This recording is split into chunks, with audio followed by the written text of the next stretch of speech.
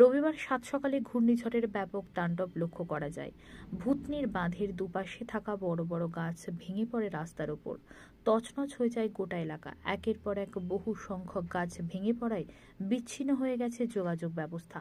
দক্ষিণ চণ্ডীপুরের বালিটোলা গ্রামেও ব্যাপক ক্ষতির ছবি সামনে আসে। অন্যদিকে বহু বাড়ির ছাউনি উড়ে গেছে, তো আবার বাড়ির একাংশ ভেঙে পড়েছে।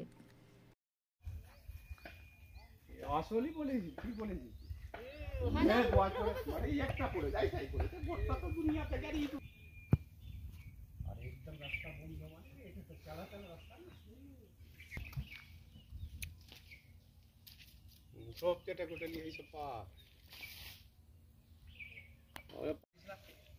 ছবি উঠছে, থামে যায়, তারপরে চলে যাবে চুপচাপ থাক। হ্যাঁ দেখে থাকি ওদের এক পার্টি দিচ্ছি।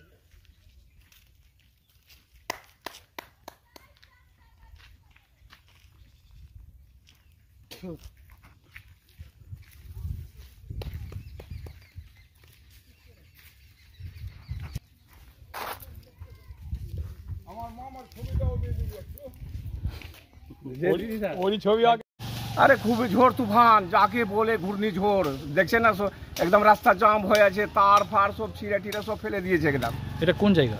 এটা সঙ্গটলা, ভূতনি সঙ্গটলা, সঙ্গটলা বাঁধে। কখন হয়েছে এটা? এই সকালে 6টার দিকে। কিরকম ঝড় বৃষ্টি হয়েছে? আর বলিয়েন না, দেখছেন না গাছপালা দেখছেন কি না, আর কি বলবো, গাছপালা তো সবকে দিয়েছে চুরমার করে একদম। কতটা গাছ ভেঙেছে? ও মোটামুটি আমার মনে হয় যে 50-60টা। আচ্ছা, বাঁধের উপরে যেটা রাস্তা ক্লিয়ার হবে, ও তো সাইডে তো আলাদাই হলো, যেটা কি বাঁধে আছে এটাকে ক্লিয়ার করতেই হবে আপনাকে একদম। ঘূর্ণিঝড় হয়েছিল? ঘূর্ণিঝড় একে বলে ঘূর্ণিঝড়, এইরকম ঝড় দেখেনি।